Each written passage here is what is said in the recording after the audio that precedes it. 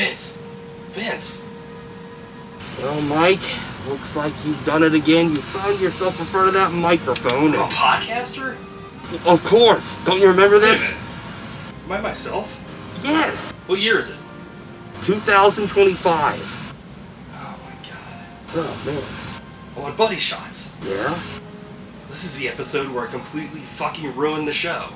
That's the way of putting it. I don't know if I would have been that graphic, but... I gotta fix this somehow. Okay? Let's do this.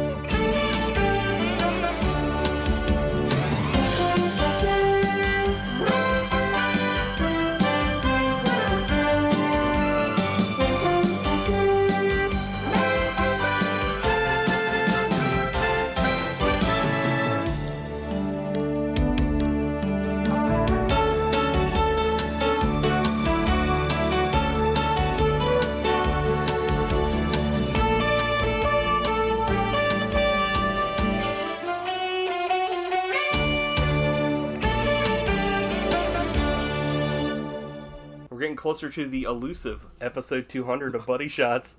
It's eluded us all this time. Yeah, we're getting closer.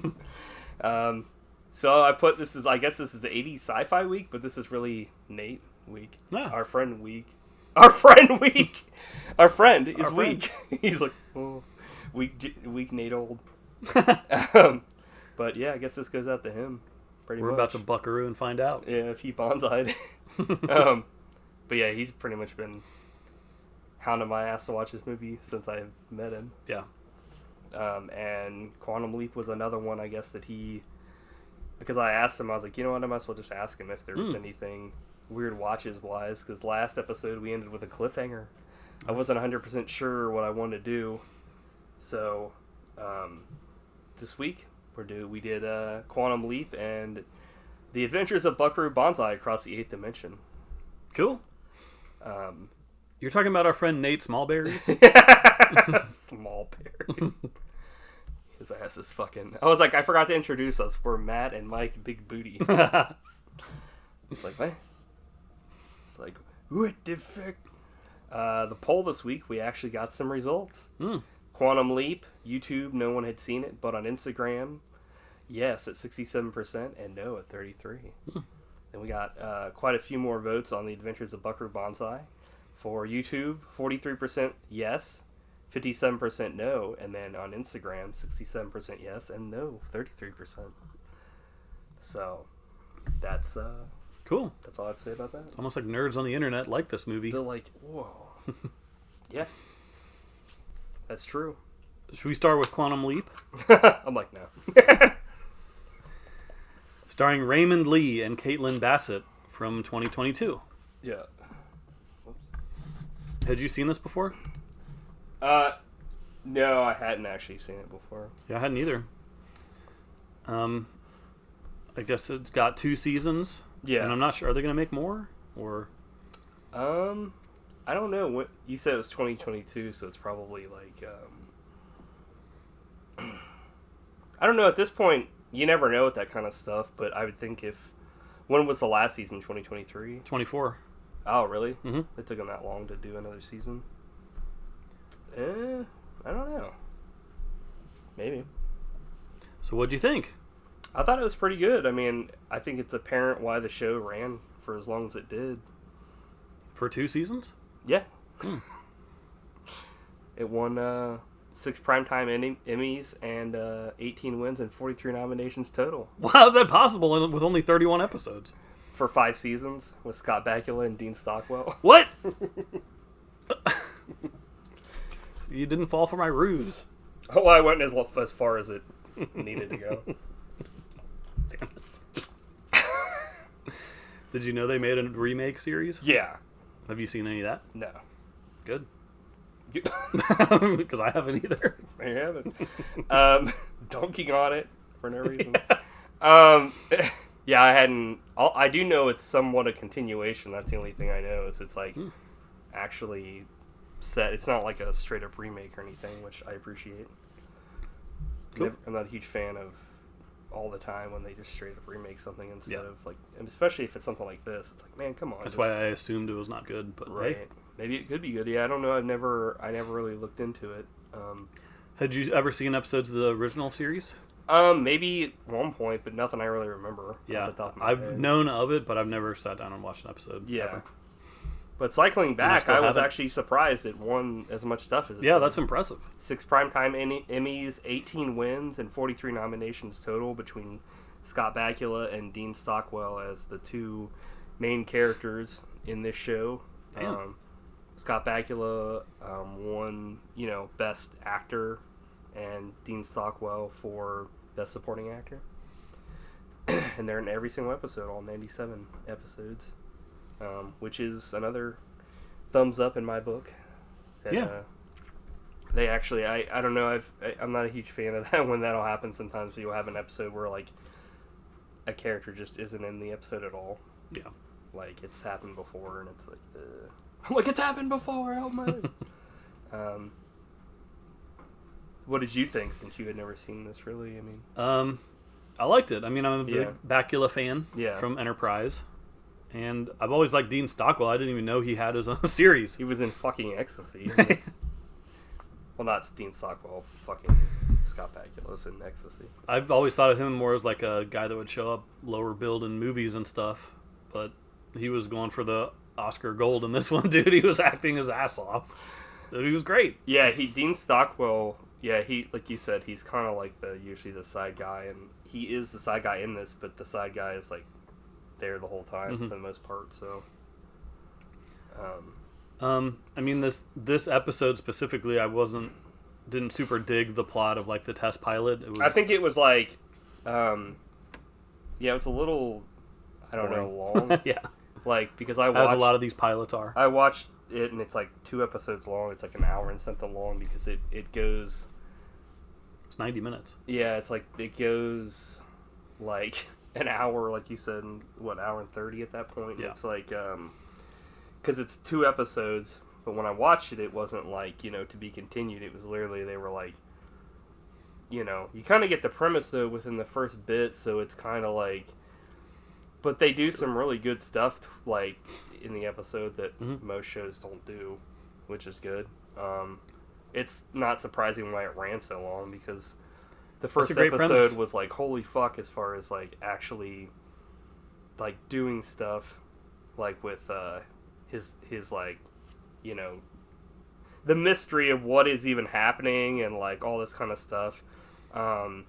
Yeah, the episode ran so long that they essentially got through 3 different episodes in one. 3 it was eras. just the first one was like test pilot, and then he like had to like he had to make a home run like as the baseball player, and then like the third one, what did he like? It was like he landed in something else, and then it was like that was the end of the episode. It made me think of Time Tunnel. Remember that, Jim? Shit sucked. I think that's But a it's a cool similar premise. premise. But this is Every like episode actually is in a different executed era. well. I feel Sliders. Did you ever watch that show? No. We used to watch that all the time. Had freaking the dude Gimli or whatever in it. Hashtag the dude Gimli. The dude Gimli. What's his name? John Rhys Davies. Of He's Indiana Gimli to Jones me. fam. Or fame, not fam. He is a But- fan of Indiana but, Jones. So that much was that a he good- wanted to go on an adventure Oh with my him in the God. last movie, and he's like, That's nope. like 100 years old. It's like, dude, you're older than me. It's like, I don't know about that. But like that show obviously took, I think, like the ideas from this and stuff. Except for kind of, I mean, like that show was like what this and Time Tunnel was like. They went through like eras in like Earth's history, right? Like Sliders was like they went to alternate Earths, which was like way more out there, sci-fi. Like I always thought that was really cool too. But their whole mission is the same, trying to get home or whatever. The cool, interesting thing about this is that, like, you kind of find out that, like, the main character, who Scott plays, is, like, the actual person that came up with the idea for this. Mm.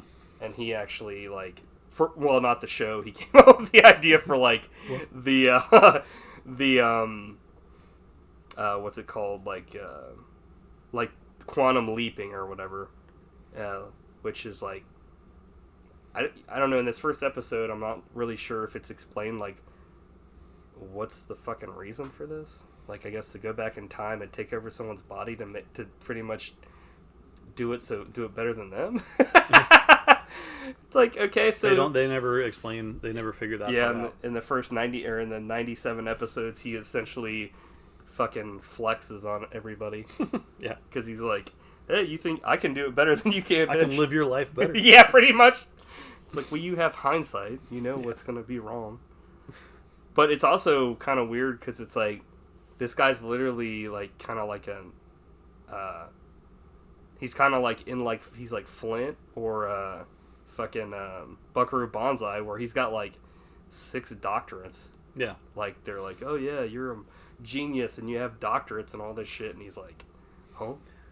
The only thing he didn't have was self-discipline to not jump in the tunnel and ruin the experiment. And endanger the whole world. Yeah, it's like, recklessness. Well, it's like, how much of an asshole or a fucking egomaniac is this guy? But it's like, when you meet him, he's not like that at all. Yeah. I don't know if throughout the series that kind of, like, comes out more, maybe. I would like hope his actual personality, because when you first meet him, he's like, doesn't know where he is, he doesn't know who he is, like, he's like essentially, or when he is, right, he's like an amnesia victim, and he thinks that he's like in amnesia victim. I'm a victim, help me. He thinks he's like having a nightmare. He says it's not a dream, it's a nightmare, and before long a boogeyman shows up. And I was like, what? Yeah, this first episode, it's like, well, they fucking, like, they start him off with, like, one of the most high-stakes shit ever. Like, well, couldn't they have started him off as, like, the baseball player? I know. In this one, it's like, de-escalated you so have quick. to beat Mach 3 or die. And not only that, but he has to, like, save his fucking unborn kid's life. It was like, Jesus. It's like, okay, so they were kind of just waiting. It's kind of implied that, like, something's happening where, like, fate was waiting for him specifically to do this, because, like, only he would know the procedure to save the kid's life, because he's a medical doctor. Whereas, like, the original guy, Tom Stratton, that's, like, the pilot, would have no clue. It's either he loses his daughter or he loses his wife. And it's like, in this, it's like he saves them. And I was just like, it's kind of interesting, but it's like, I wonder if they expand upon that, where it's like, you know, I don't know, is it like something more to this, or is this, you know what I mean? Mm-hmm. Where, like, time is correcting itself, or what? But it's like, who decides that the original flow of time wasn't that his daughter was supposed to die? Is it just to, like, save lives, I guess? I don't know. Have to watch more of the series to find out. Yeah, I liked this a lot. It was just this first episode. It was kind of like, I think with people's attention spans today, the show probably wouldn't have taken off. Yeah. But, like, back then, I totally understand why, because it was like, there was enough mystery to this to being like, this, like, Dean Stockwell keeps showing up, and you're like, at first you just think he's some random guy that's following around.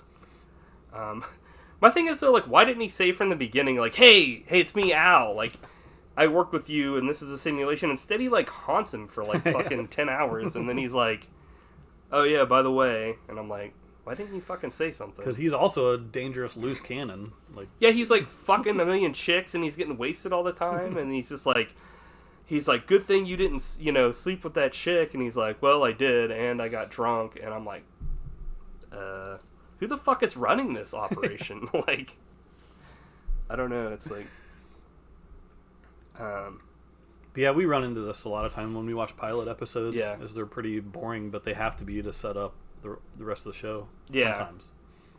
I have an idea how to fix that, but we'll talk about that later. Oh, yeah. I still think this is like has enough stuff into it. Like when because he finds out that like he only can like go to places like times eras that he already lived. Not necessarily that he specifically was there for, but like if he was born in the 50s, like 52, you know, he can only go from where he leaped back then. Yeah. So like he leaps back and he calls his dad and he like actually gets to talk to him and finds like his dad's like, it doesn't matter if, you know, my son was home, I'd be happy to see him. And it's just like fucking, I don't know, just like that. Even if like a lot of the stuff they put in this, like they could have cut out like the pilot stuff, a lot of that was for me like worth it just to like be like, holy shit, this is actually like this character in the first episode has more actual development and like has more of a character than like most of these shows we've watched where it's like, you know, like as much as I like shows, you know, we watch where it's like a sitcom, it's like there's literally the character is never going to change from episode 1 to episode 200. That scene was amazing. I loved it. Yeah, I was like, holy shit, like... My only quibble is at the beginning, he's like, you're my brother's son, but I shouldn't need to tell you that. Why would I tell you that? It's like, that was like so Buddy Shotz writing. But after that, it was awesome. Give him the Emmy for that scene alone. Yeah. Bakula for Dracula. That'd be sweet. Yeah, Scott Bakula was acting his ass off here. And he was great. Really I agree. Good. That was the best scene in the show and worth watching all night. In the entire show. It was. In the entire episode. I'll have to check and see. I want to watch more of the episodes for sure. Me too. Which is like kind of a rarity. Usually when we do weird watches, it'll be something that we pick that we're like, we pair it with it, and then we're like, it's hit or miss. I don't know what we were thinking. You mean you haven't finished all the episodes of Puchinsky? I haven't finished any of the episodes of Godzilla from last week. Oh, God. Like that kind of stuff is what I'm saying, where it's just like, I don't think we were expecting to ever finish any of the episodes, but like, you know, this was actually like a show that ran for 5 seasons for a reason, and it's apparent, you know, why it's so well remembered. Yeah. Especially as science fiction stuff, show. And just in general, like I was watching it and I was like, yeah, this is science fiction, but it's also like drama and stuff like that. I mean, yeah. Do you did you want to talk about your idea for? I will when I announce my picks for next week. Oh, okay. You're like the Scott Bakula Power Hour. I'm like, but how many times was Scott Bakula abducted? It's like, what? Do you have anything else to say? Ever? Speak up. Nope, not on Quantum Leap. We covered it.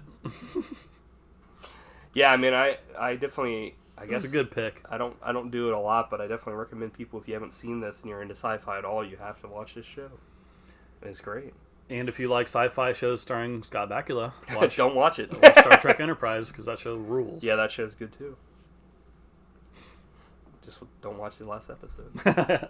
Oh, you're like, I agree with that. Yeah. You better agree with it because I'm wrong. Okay, so Buckaroo... Speaking of Star Trek Enterprise, Peter Weller had a very memorable role in that last few episodes. Remember that? Well, I love those episodes. He was mean. He was like scary. He was mean. He was. I loved it when he's mean. Daddy, I'm mean. I totally ruined your announcement. What? By remembering Peter Weller was in Enterprise just now. Oh, yeah. Well, that was a ruined announcement. So, you're going to have to make up for it. Here I go. Tell the audience how you're going to do it. Step by step, day by day. Day by day. Fresh start. Cody's like, fucking, I'm 100 feet tall. And everyone's like, what? I'm going to live outside in a van. Anyway. So, this movie stars a ton of people. Peter Weller, Ellen Barkin, John Lithgow, Jeff Goldblum, Christopher Lloyd, with supporting casts including Lewis Smith, Rosalind Cash, Clancy Brown, Pepe Cerna, Robert Ito, Vincent Schiavelli, Dan Hedaya, Jonathan Banks, John Ashton, Carly Lumphy, and Ronald Lacey. A lot of people. Quite a lot of character actors. In the there. end, at the very end of this, there's like 1,000 people marching. So, and that's it. Bye. So we got a text crawl at the beginning here. Dude. Hell yeah. This might be the best text crawl of all time. This might be the good. I loved it. Did you want to read it then? Or? No, I didn't write it down. I knew you would. It's that good. What a text crawl. Buckaroo Banzai, born to an American mother and a Japanese father, thus began life as he was destined to live it, going in several directions at once. A brilliant neurosurgeon, this restless young man grew quickly dissatisfied with a life devoted solely to medicine. He roamed the planet studying martial arts and particle physics, collecting around him a most eccentric group of friends. Those hard-rocking scientists, the Hong Kong Cavaliers. And now, with his astounding jet car ready for a bold assault on the dimensional barrier, Buckaroo Banzai faces the greatest challenge of his turbulent life. While high above Earth, an alien spacecraft keeps a nervous watch on Team Banzai's every move. Is there a grade higher than A+? I love that.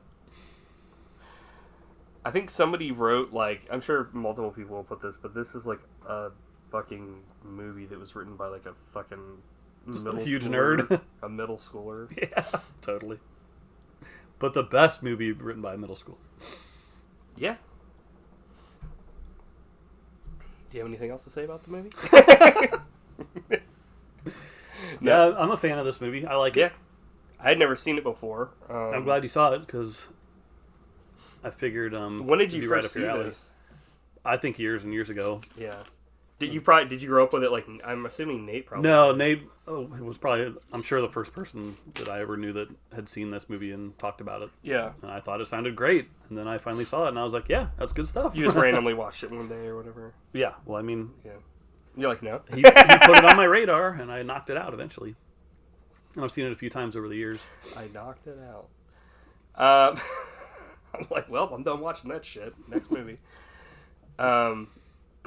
So, yeah, the character of Buckaroo Banzai is definitely very similar to other characters we watched on this podcast, like Flint. Yeah. Characters I was thinking about Flint, too. That are... they're like the coolest person in the room, but they're not like... Arrogant. Yeah, they're not like... And they're super smart, like geniuses. Right. And they treat everybody like... equally, from like a kid to a grown man. They're just nice and stuff like that, but they also, like you said, like they're geniuses, but they're also men of action. Yeah. So I paused at 20 minutes and I was like, okay, in 20 minutes he's performed brain surgery, driven a rocket car like into a different dimension and discovered aliens. Yeah. Done a rock show where he played a guitar solo and trumpet solo. Yeah. But then my favorite part was when he saw Penny Pretty crying. Yeah. He like stopped the show. He stops the concert to like... Yeah. And when people are making fun of her, he's like, stop, be kind. Yeah. So he like displays kindness. And I was like, dude, this is amazing. It was kind of weird though, because not that part, but it was weird that like he would have fans that would not know that's how he would act, because they were kind of like booing her, and I was like, these people are obviously fans of Buckaroo Banzai, so you would think that they would like embody his like ideals, or at least be like know what he's about. But when he stopped it, they were like laughing at her, and I was like, these people were in a different movie than Buckaroo Banzai, which is a little weird to me. But when he started, I cut to him and he's playing that trumpet, I was like, dude, this is... And my problem with this movie is that kind of never lives up to that first 20 minutes for me. Oh, that's my favorite part of the movie. Yeah. Not that it's not great, you know. I felt it was a little long in places to me. To me, the middle hour of this kind of drags. Yeah.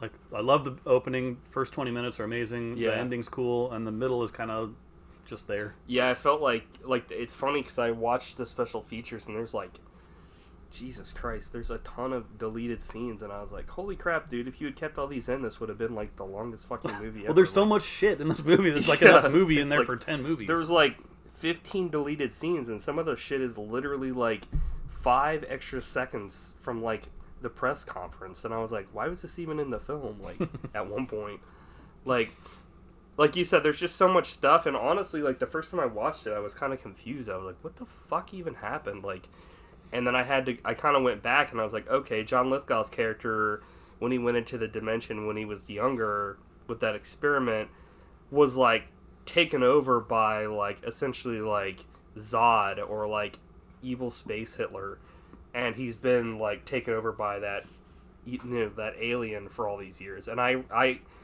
didn't really understand that till the movie was over, and then I was like, because at one point, like, they call him, like, something John else. Warfin.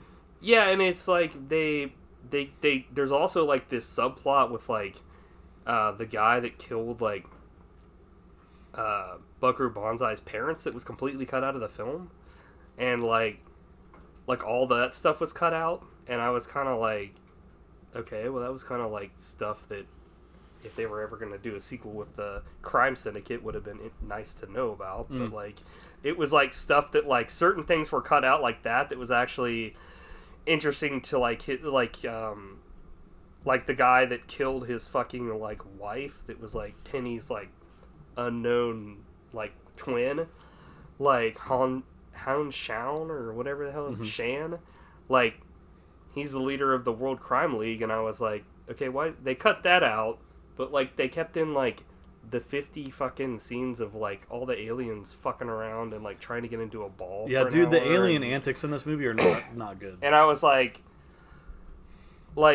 yeah, they had a thing it where, derails like, the movie every time they show up, and it's not funny. Yeah. It's not, like, it's just not... But it's like they cut out, like, I understand they cut out this thing in the beginning where, like, I guess, his parents are killed by Hanal Shao, like, who put, like, a bomb in the fucking, like, original test thing, and, like, I guess, like, Jamie Lee Curtis, like, played his mom, and I was like, okay, well, I watched the footage, and it was like, I could see why they cut it out, because, like, the text crawl was just quicker and stuff to get the movie going. So they actually filmed footage with Jamie Lee Curtis? Yeah. Oh, wow. It's in the extra features or whatever, and I was watching it, and I was just like, I could see them playing this, like, in another part in the movie. Like, I could see them maybe cutting it out at the beginning. But, like, they cut that part out, but, like they kept in, like, a ton of stuff, like, there's just a ton of characters in this, which is fine, because, like, his circle of characters is cool. Yeah. Like, everybody there is legit. Yep. But, like, the aliens were, like, if it wasn't, like, Christopher Lloyd or, like, you know, freaking, what's his face? Like, John Lithgow? Yeah, Dr. Lizardo. They were just generic. Oh, super generic. And I was, like, a little disappointed, because they had this one dude that was, like, he was, like, a good version of their, like, of that race, and it was, like, a dude with dreads or whatever, and, like, he was cool, but he really didn't have a lot to do. He just kind of was there, and I was kind of like, I feel like this character should have been, like, the breakout character, but he wasn't. Because in most other things, like, if you have, like, an alien as part of a team of good guys, he's, like, everybody loves that character. Yeah. But, like, in this, it was, like, the other characters were already so cool and so unique and mysterious that you really didn't need... It almost felt like the alien plot wasn't even needed in this film, which is weird to say, but, I mean... It's the weakest part. Which is weird, but... I agree with everything you're saying. I feel the exact same way. And the other problem I had is I realized, like, John Lithgow basically disappears for a huge chunk of this movie. Yeah, like, the bad guy is just kind of not... And then, like, this movie has a Christopher Lloyd to spare. Like, you don't even need him. Like, just have John Lithgow do that. John Lithgow, like, yells at him, and I'm like, this is kind of weird, because it's, like, two character actors that essentially play, like, you know, they each have, like, an awesome repertoire of characters, and it's like if they had been on screen more, it would have been, like, way better. Yeah. If it was just them two. Like, you didn't need these extra fucking guys, like these aliens. They spent a lot of time and money. Like, apparently they made 100 molds a day for the makeup, and I was like, dude, that was kind of a waste, in my opinion. Because, like, the other, like, at the end, they have this whole thing where it's kind of like History of the World Part 1, where they're like, History of the World Part 2, and it's like, hey, if we get to make another movie, that's cool. If not, and it's like Buckaroo Banzai will return with, you know, against the World Crime League, and I was like, why wasn't that the first film? Like, I feel like that was it was kind of like... That's the problem. That's like the fatal flaw of this movie, is the story is so convoluted and kind of not interesting. Yeah. Like, you have the setup and the plot, the characters and the lore is all amazing. Yeah. But then what they do with it is like, well, it's weird that they deleted all that stuff with like the guy that like killed his parents, because it's like, so were they banking on this being like a huge hit and then they were gonna make the sequel? But like, why would you start off with like essentially space aliens and then go to like, you know, like mafia members? Like, I would have been like, Buckaroo Banzai against the World Crime League, like he solves world crime, and then the next thing is like he goes up against aliens. Like, I don't know, like, at least they didn't have the hubris to call it Remo Williams, The Adventure Begins. Remo Doomed in the title. The adventure ends. Begins and ends. I don't know. I mean, I guess I'm not trying to come off like this movie was like bad at all. But no, but it was like. I think people remember the quirky, stuff about Buckaroo Banzai and just how cool the team is. Yeah. And they don't remember that watching the movie is sadly boring for long stretches. Yeah, which sucks because I think that like this gets right what like 99% of movies don't get right. It gets like the core characters and even the villains correct, but then like it drops the ball on like the plot. The plot is just like so convoluted. It's like, why is this, it's like they've got like a Men in Black thing kind of going on where like an alien race is going to destroy the earth if they don't like stop the aliens by the time. They've got like this, side plot with like Buckaroo kind of falling in love or liking like the twin of his dead wife. They've got like, these aliens that are trying to get home, but like if they get home they're gonna like, I guess they are gonna destroy something. It's not clear. And like then they've got like, like John Lithgow is in like a fucking mental hospital, but like, what did you think when he put that thing on his tongue and it was like, yeah, that was so funny. I love that part. I was like, and then he just like escapes out of nowhere. Like he could have escaped whenever he wanted to, but like he was fine to be in jail like all that time. Like they have all these like aliens that are like undercover. They're kind of like it's kind of like They Live or whatever. Yeah, where like they're making it so everybody only sees them as humans, and that's what all the John characters are. Like there's like John Smallberries, John Big Booty, like that kind of stuff. They're all like funny names and stuff like that. It's just like, and that, I know I'm forgetting a bunch of stuff because there's also stuff where like they're in a band, but they're all like scientists, or like there's something special about each one of them. Like Clancy Brown, which like he's the Kurgan? awesome. He's the Kurgan. He'll always be the Kurgan to me. Like he stands out in this as playing a good guy. Yeah, it's weird when he plays a good guy. Yeah, I actually like it better. I like anything he does. I'm a huge fan of that guy. But I love all the. I think he actually gets to do something in this. Like, yeah. As a bad guy, it's easy for him. I feel like because he is scary, is so imposing. But in this, he actually gets to do something. Whereas, like, as like, I don't know. Other times, I'm taking all his fucking wind away. He's so good, but like, he's like his right hand man in this, and there's just untold things he can do. I'm like, there's untold things he can do. Don't forget about Perfect Tommy. I think he might be my favorite. Well, he is perfect. The problem is there's not really any, like, these characters don't really do anything. Like, I mean, I guess that's not a problem, but it's like, you don't get, like, backstories for these characters. I mean, if you did, fine, and they all had their moments, this movie, like you said, would be 10 hours long. There's just so much. Well, they could have cut out the alien shit. Yeah, I agree. The movie would have been actually better. I love Jeff Goldblum in this. Yeah, he kind of shows up as, like, the new guy. The scene where he figures out, like, the War of the Worlds was actually a real thing, like the fake broadcast or whatever. Yeah. It was cracking me up because he's like, 30 days past September, April, and November, October 31st. Like, dude, could you ham it up anymore? Yeah, I was like, this is bullshit. But we need to talk about Peter Weller as Buckaroo Banzai. Yeah. Because he's miscast. Fuck you. I couldn't disagree more. I couldn't disagree with you saying perfect. Fuck you. He's perfect for Buckaroo. Yeah. Like, he was born to play Buckaroo. I'm serious.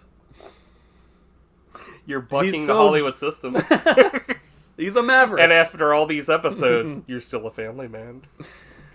So we're referencing the fact that Quentin Tarantino said this that literally just happened Peter Weller too. was He must miscast. listen to our fucking podcast or something, because it's like whenever we do something, he's just like, the next episode, he's like, we're doing this. I mean, say what you want about him as an actor, but he could not be more Tarantino. perfect. He's great. Yeah. He could not be more perfect in this role. Yeah. Like, he was great. What do you think?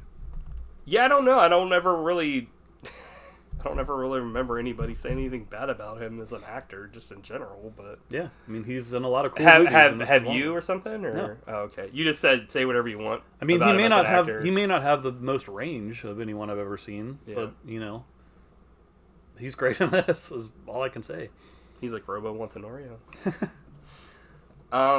Yeah, I don't It's just know. a great character. I've never really heard anybody say anything bad about him. I mean, he was RoboCop. I'm trying to think what his other big roles are. I mean, obviously, in this, He's in this movie I really like called Screamers, which is basically a ripoff of Tremors. Oh, Screamers! Hell yeah, dude. But that's a cool movie.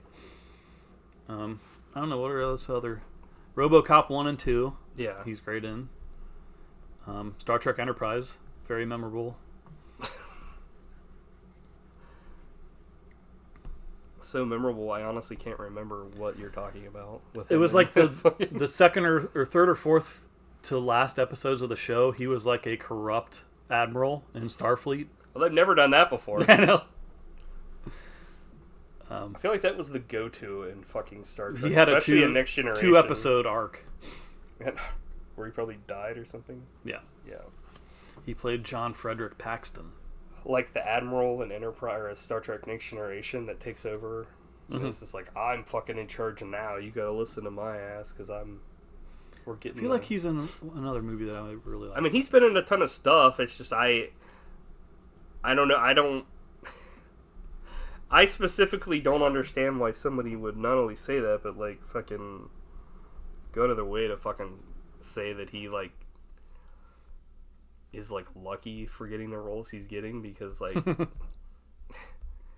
don't feel like that happens all that often where you're cast in something and yeah.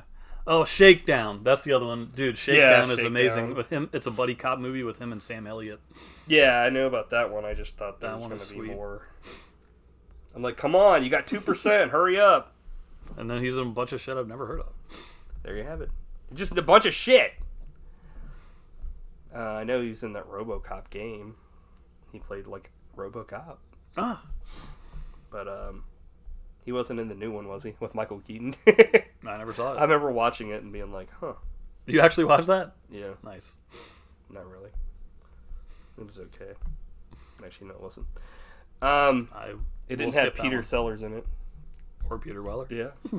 Peter Weller. Problematic Sellers. Problematic Peter. To me, in this movie, he's Peter Sweller.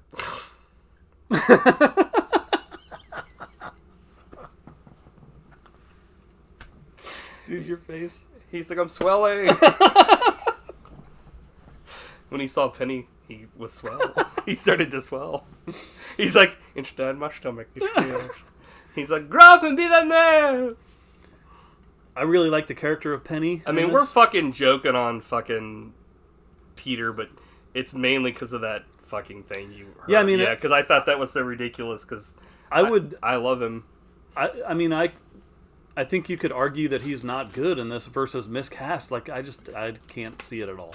He's perfectly cast. I can't imagine many other actors. I could argue be better. I guess you could say that you could argue and say he doesn't have a lot of like charisma, but as far as not like charisma, I guess maybe more so like in this film he doesn't have a lot of like many dramatic. Well, he's not like you know, flopping around and being like, yeah, you know, come on, guys. He's more so he commands his, well, he doesn't command anybody, but, like, he's kind of like Flint, where he's just chill. Yeah, he's and always everybody the cool... will do whatever he wants to do, not because he says, let's do this, but because, like, they know to trust in him and they're all friends kind of thing. Like, he's unflappable. Yes. Branded unflappable. He's like Tuvok or like Spock. Yeah. He's a character that, like, everybody is just like cool under pressure. Mm-hmm. Just like Joe Burrow, Mr. Cool. I love the scene where like the little kid joins his team. Yeah. And he accepts it like without question. Right. He's like, yeah. all right, you're gonna do this, and I was like, dude, that's so cool and unique. And a self-insert for people watching that are kids. That's true. I'm sure they were like... He brings his dad along, too, for the ride. Yeah. They bring her along the corpse of fucking his parents. They're like... they even get in the end where they all walk or whatever. They're like... Yee! Yeah. And I remembered Ellen Barkin being in this movie more. Yeah. Because... Yeah, she's like not in it a lot. She's literally just tortured for like most of the film. She's the woman Jesus! that gets captured. I was like, it's okay. like fucking Christ, dude. Like, but that scene with her in the nightclub is like my favorite one in the whole movie. Where she's so like, I wish crying. she was in, I wish she had a bigger role to play. I love when women cry. It's my favorite. And put guns to their heads. That was fucked up. I was like, if someone puts a gun in their mouth, it's funny, but if they put a gun in their head, it's horrifying. She's like, look at this photograph. I'm like, my favorite role of hers will always be the fan. Remember her in that? Another really memorable role. Jesus Christ. Yeah, we need to do like a week where like we do a film of hers where she's not like a fucking dude. Sea of Love captured in her ass beat the whole time. Sea of Love has some wild stuff with her and Al Pacino in it. Is she like the lead? Nice. I was going to make a comment, but I'll save it for off air. If you've seen Sea of Love, you know. We're not going to make it to fucking 200 episodes. You're going to cancel this episode. I also thought, I mean, I guess this wasn't funny, but it was kind of weird that, like, when they're, like, talking to, like, these aliens or whatever that are, like, warning them, like, clean up your shit or we'll fucking blow up your fucking Earth. We'll blow up your Earth. The lady was like, he's fucking as evil as your Hitler? And I was like, I guess is Hitler at this, I guess he's the epitome of evil even in space? Jesus Christ. I was shocked. Hopefully that means the worst is over.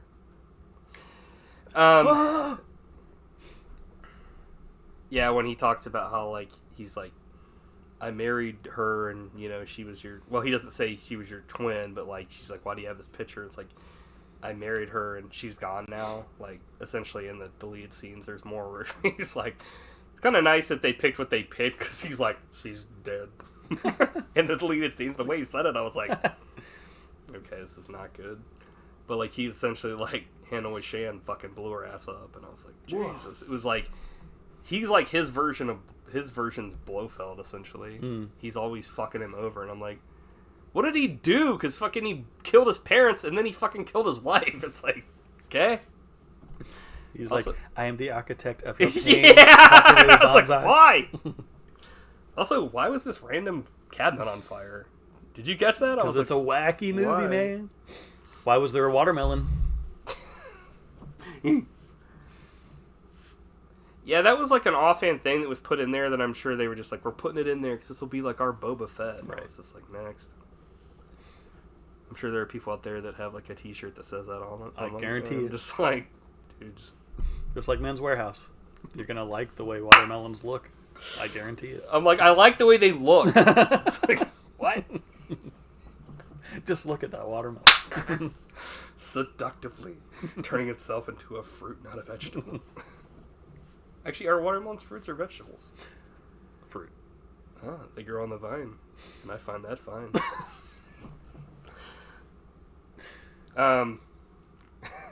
And when they're on the earth, they have plenty of girth.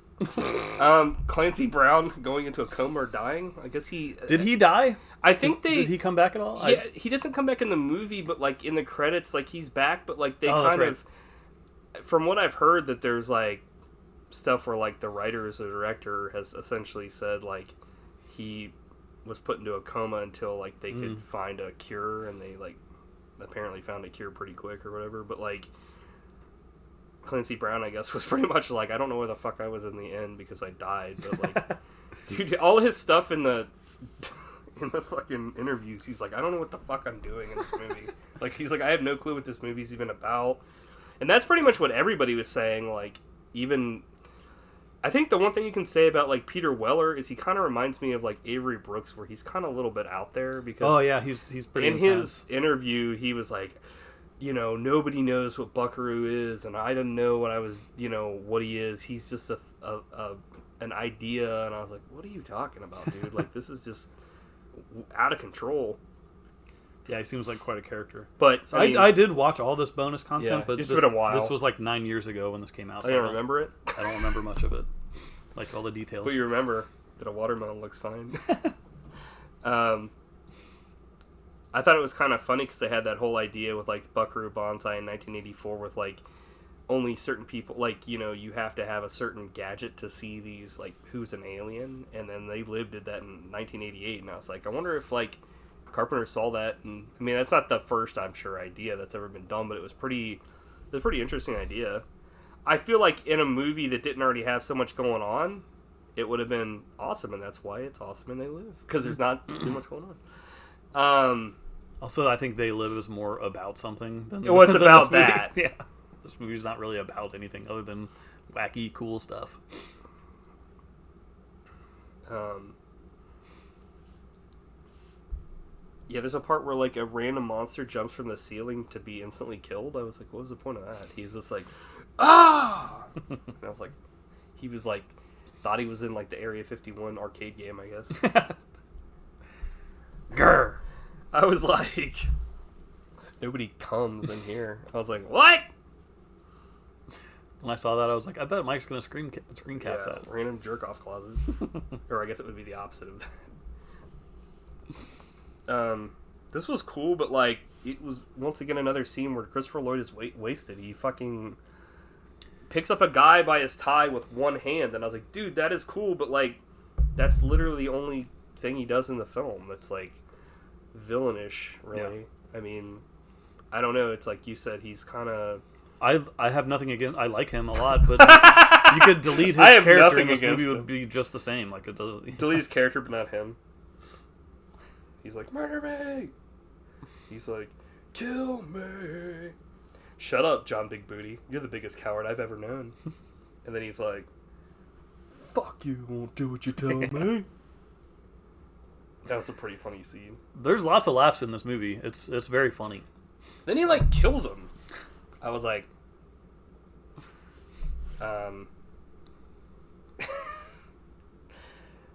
the end of this was kind of like unceremonious, the anticlimactic to a big time degree, because he like, I thought there was going to be like an actual fight, but they just snipe him in the ass and kill him. And Buckaroo uses none of his skills. He just like flies up and shoots him in the back, and that's the end of the movie. Yeah, he's like, I'll see you in hell, Buckaroo. And like, they blow up and he's not even looking at him. It's like, okay. It's pretty bad. I did like their ships. I thought their ships looked cool. Like, yeah, it's very unique. Yeah. They were talking about in the special features that like the ships are kind of modeled after like sea stuff, so like mollusks and stuff like that. And I was like, that's cool. A crustacean? Yeah. Mission Control, Buckaroo, the White House wants to know, is everything okay with the alien spacecraft from Planet 10? Or should we go ahead and destroy Russia? Tell him yes on 1 and no on 2. Which one is yes? I was like, go ahead and destroy Russia or number 2? I was like... Also, like, Penny's dead, but he kisses her and it shocks her back to life. And I was just like, okay. And then he fucking green screens himself down from the sky. Right. I was like, okay. I did love, it cracked me up so much when like the big fights happening in the facility or whatever, Yeah. and they're over the speaker. They're like, "There are monkey boys in the facility." Yeah, I was like, oh. I want that on a T-shirt. And then the famous "Everybody Marches." I love it so much. Yeah, it's legit. It was just pure cinema. That's one of my favorite things I've ever Like seen. a watermelon on screen. It's pure cinema. I love it. I love the song. I love because it's kind of like maybe this movie is about something. It's like because, it's a song that you would hear on like a phone hold call almost, but because they're marching together to show that they're unified, like this group of diverse people, but they're each doing like their own individual flourishes to show their unique characters. This movie's about this is deep. yeah, But I love that scene. I've watched it over and over again so many times. their own flourishes They do. by just all walking the exact same and not doing anything. I'm like, they're not doing anything. They're not doing a thing. It's like if you're walking, it's something. I'm like, it's my unique flourish. What if somebody was doing that the whole time? I'd be like, what? I would love that too. Okay, we'll get up and start doing it. Here I go.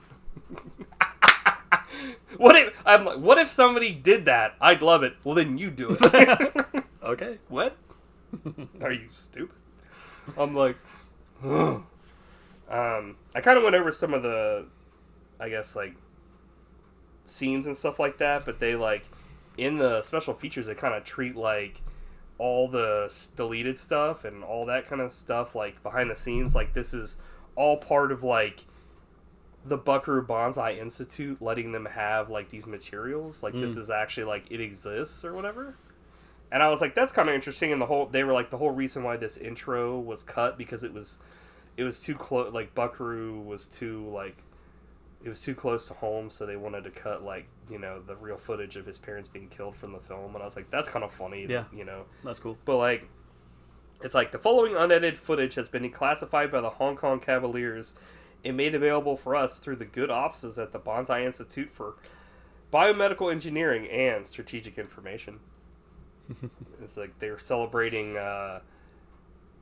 Buckaroo's 5-year birthday, like, during this test, as Harry Knowles crashes it with Godzilla and the Texas Chainsaw Cast.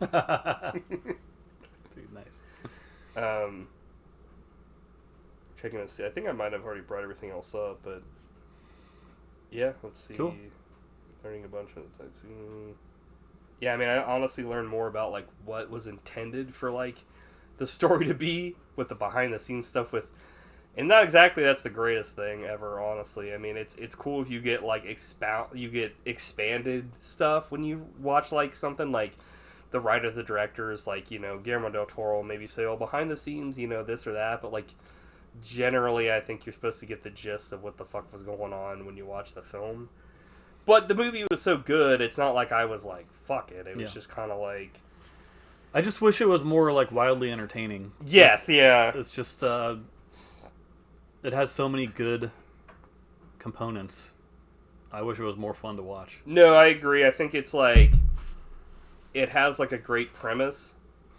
Well, actually, no, it doesn't. It has a great, like, cast and a great, like, Just that opening bunch of crawl, characters. like, genius. Like, but it's just kind of like in service of a kind of dull story. plot. Yeah. Yeah, exactly. Which I guess we already said, so. All right. You could have cut this off 30 In minutes summary, ago. 7.95 Yeah. for me. Why do I say yeah? I Like, feel yeah, like I we've agree. Criticized. Well, we've praised. I'm like, it. I agree that that's your rating. I think we've given it enough praise and criticism. We have to praise it like we should. Like the watermelon you praised. I'll probably give this like an 8.95. I'd give Cool. it like a perfect score if it like actually, I don't know, was more entertaining. I mean, it hovers around 7.95 or 8.95 for me because like it'd be perfect if, you know, like the actors and everything can't save the middle of this because a lot of times they're not even in that part. I know. It's kind of sad. It's The like aliens in suits running around being unfunny. well, it's sad when, like, that is more boring, when aliens are more boring than the fucking press conference where he's, like, explaining a rock. Yeah. I'm like, that's more important. Like, it was great. It's more interesting to have all these characters with him and interjecting and talking. Like, I'd rather just watch like a whole movie of that than the fucking dumbass aliens. Couldn't agree more. All right. Is that everything? It's a movie I like, and I will watch it again someday, I'm sure. And I'll laugh and love the character of Buckaroo and Penny Pretty. I don't know and why. Perfect Tommy. That part made me laugh because it almost felt like you had to add that on like as an extended scene, like out of nowhere, like a apology. Well, I was like, okay. You're like, I want to apologize, but what is that? Everything you have to say for this week? Okay. Yes. What about this is the last episode before our 200th. So what's it gonna be? Your money or your life? You're like, oh shit. A movie that I've never seen before and don't know much about. Whoa. Nothing can go wrong when that happens. But it's been on. You're like cellophane. I've wanted to see it, and I hope it's good. It's called The Rapture, starring Mimi Rogers, Austin Powers' girlfriend. Nice, yeah. And David Duchovny. The Rapture. Wait, starring who? Mimi Rogers and David Duchovny. Mimi Rogers, yeah. From 1991. Isn't Mimi Rogers, doesn't she play Frau Farbissina? Or is that... No, she plays Austin's old girlfriend. It doesn't matter if he has bad teeth. Oh, you mean... Vanessa Kensington's mom. Yeah, Kensington. Yeah. And I wanted to pair it with...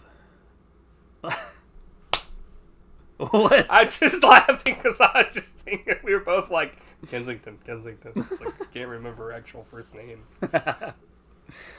I'll pair it with a show called Out of This World. Oh my god, are you kidding me? I just saw a fucking intro for this randomly the other day because I was watching the intro for Quantum Leap, and then the next thing that came up was fucking Out of This World intro, and I was like, what? So it's Mulder week. Because Mulder's in The Rapture and the show's about aliens, and Mulder likes Beethoven? Aliens. Because he's in like one scene of that. He is? Yes. Beethoven drags his ass around. He's like, well, he's not like screaming, but for weird watches, I wish I would have thought of this. I'm gonna start picking like final episodes because I think those will be way more interesting than opening episodes. Yeah, you can do whatever you want. Watch the final episode of Out of This World. Okay, so final episode. Yeah. Okay.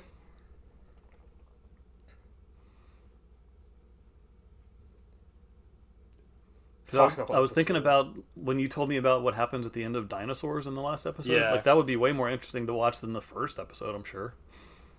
Yeah. And I've never seen the last episodes of lots of shows that I used to like. So yeah, that's true. I mean, I guess if anything, if it wasn't too long of it, if a show's like only 30 minutes, you could do like first and last. Really, if we could do that for this one, but like for shows that I know we're not gonna watch the whole series, like for stupid shit like this, do the first and last. Yeah, that's what I mean. Like, I mean, honestly, like, I don't know. I guess if the first episode for Quantum Leap wasn't so damn long, maybe that's a good idea though. Yeah, because like I've never seen the last episode of like Perfect Strangers or Family Matters, or, you know, shows that I used to watch all the time. So. Yeah, some of those shows actually have endings. Some of them don't. Like, well, I mean, I guess the last episode of the end, no matter what. But it's interesting. Certain shows get canceled and they don't get a chance to end their run on their terms. So, Out of This World and The Rapture. I hope it's good. It seems like one of those things that would be like straight up.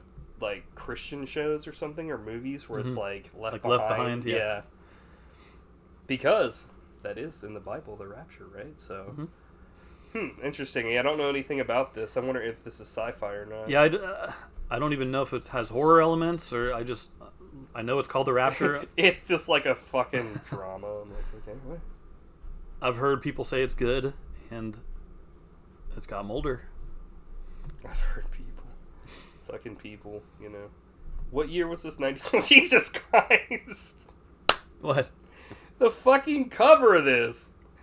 Oh, they're in ecstasy. Why? Maybe they're quantum leaping. It goes places movies seldom dare to go. by I can't even see who see who said that.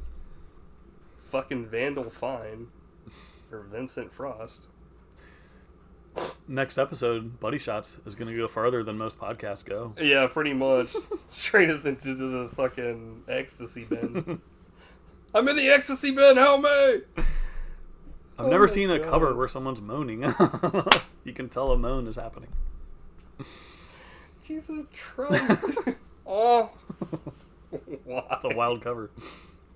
Also, I love how it just says Mimi Rogers. Like, David Duchovny's not mentioned on that cover.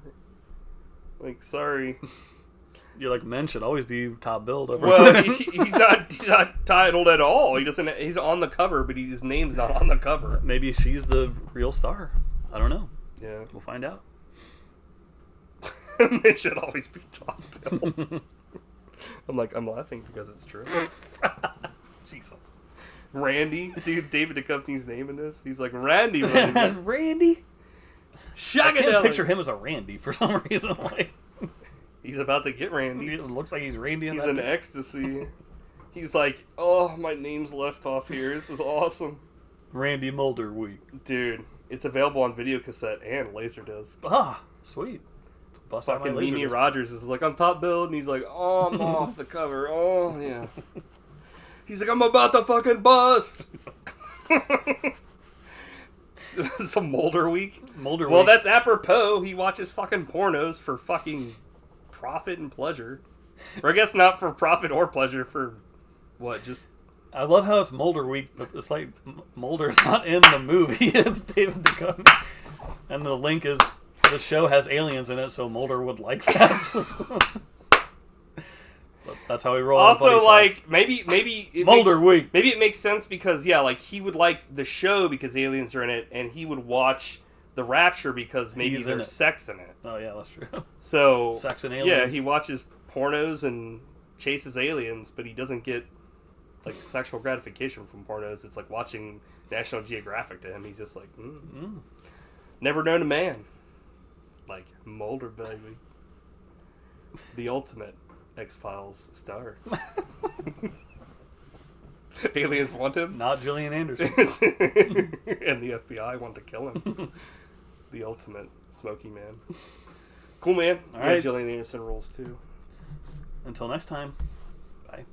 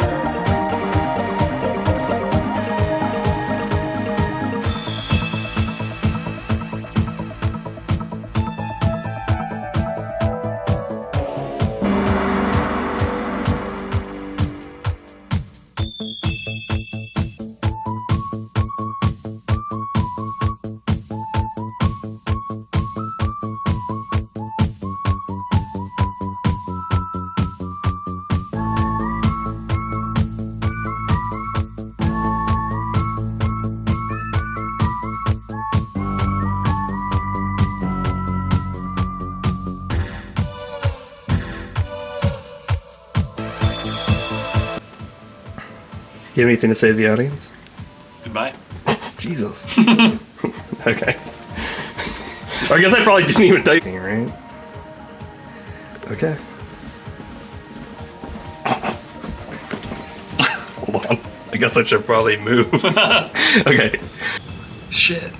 9.95. Emotion is feeling so high.